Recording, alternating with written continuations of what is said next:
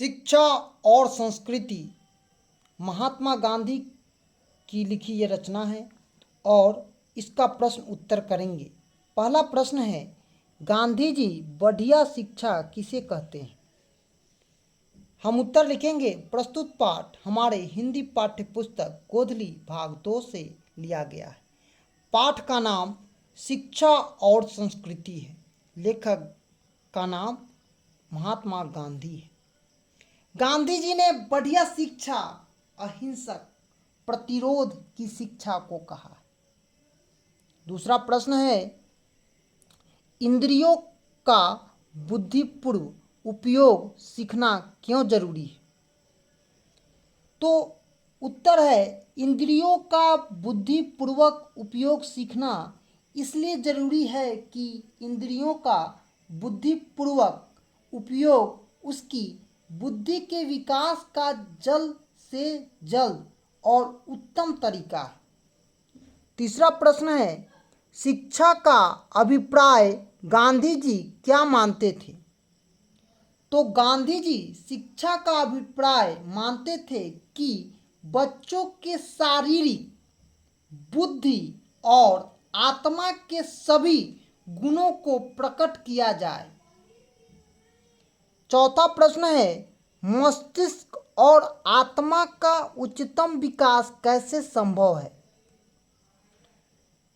जब बच्चों को कोई दस्तकारी सिखाई जाए और जिस क्षण से वह तालीम शुरू करे उसी क्षण उसे उत्पादन का काम करने योग्य बना दिया जाए। ये सारी शिक्षा दस्तकारी या उद्योग के द्वारा दी जाए तो उसे उसके मस्तिष्क और आत्मा का उच्चतम विकास संभव होगा। पांचवा प्रश्न है, गांधी जी कताई और धुनाई जैसे ग्राम उद्योग द्वारा सामाजिक क्रांति कैसे संभव मानते थे? तो कताई और बुनाई जैसे ग्राम उद्योग द्वारा प्राथमिक शिक्षा से नगर और ग्राम के संबंधों का एक स्वास्थ्यप्रद नैतिक आधार प्राप्त होगा और समाज की मौजूद आरक्षित व्यवस्था और वर्गों के परस्पर विषवक्त संबंधों में बड़ी बुराइयों को दूर करने में सहायता मिलेगी। साथ साथ गांव में बढ़ने वाले ह्रास भी रुकेंगे। इस प्रकार की शिक्षा योजना में गांधी जी सामाजिक क्रांति संभव मानते थे। छठा प्रश्न है, शिक्षा का ध्येय गांधी जी क्या मानते थे और क्यों?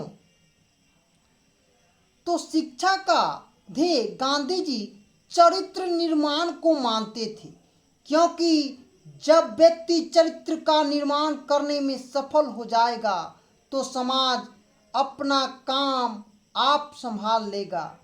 इस प्रकार जिन व्यक्तियों का विकास हो जाएगा उनके हाथों में समाज के संगठन का काम सौंपना चाहते थे।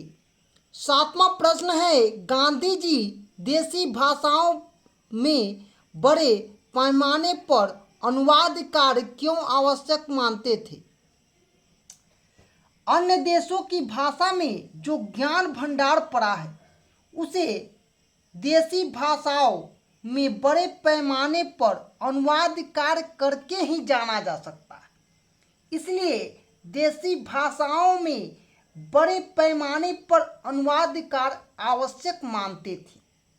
आठवां प्रश्न है, दूसरी संस्कृति से पहले अपनी संस्कृति की गहरी समझ क्यों जरूरी है? उत्तर है, दूसरी संस्कृति से पहले अपनी संस्कृति की गहरी समझ जरूरी है, क्योंकि अपनी संस्कृति को न समझकर अन्य संस्कृति को समझना या उसका अनुकरण करना आत्महत्या के समान है।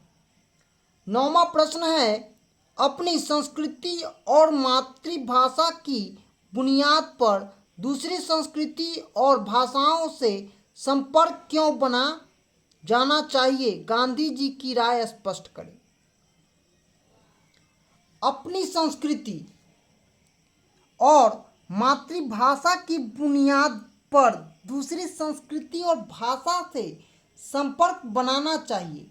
इसमें गांधी जी की राय है कि विभिन्न देशों की संस्कृति को हम जानें, लेकिन उसके पहले अपनी संस्कृति को समझें, क्योंकि अपनी संस्कृति की अवहेलना करके दूसरों की संस्कृति का आचरण या आत्महत्या के बराबर है।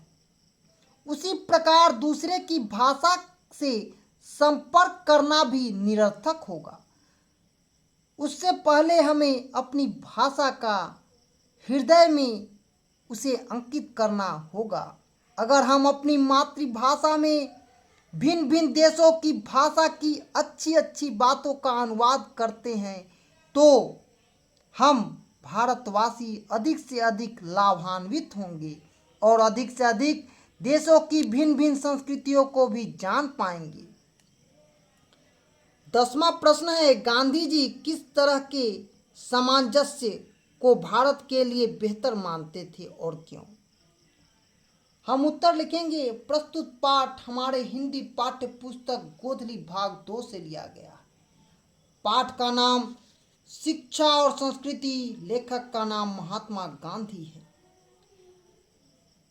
गांधी जी जो भिन्न संस्कृति हिंदुस्तान में पैर जमा चुकी है, जिनका भारतीय जीवन पर बहुत गहरा प्रभाव पड़ा है और जो स्वयं भारतीय संस्कृति से प्रभावित हो चुके हैं, वह सामंजस्य भारत के लिए बेहतर होगा, क्योंकि इस प्रकार के सामंजस्य कुदरती तौर पर स्वदेशी ढंग का होगा, जिसमें प्रत्येक संस्कृति के लिए अपना उचित स्थान होगा। यह वीडियो आप शिक्षा और संस्कृति प्रश्न और उत्तर के रूप में देख रहे थे। यह वीडियो आप न्यू एजुकेशन पॉइंट के तरफ से भी देख रहे हैं। धन्यवाद। जय हिंद, जय भारत।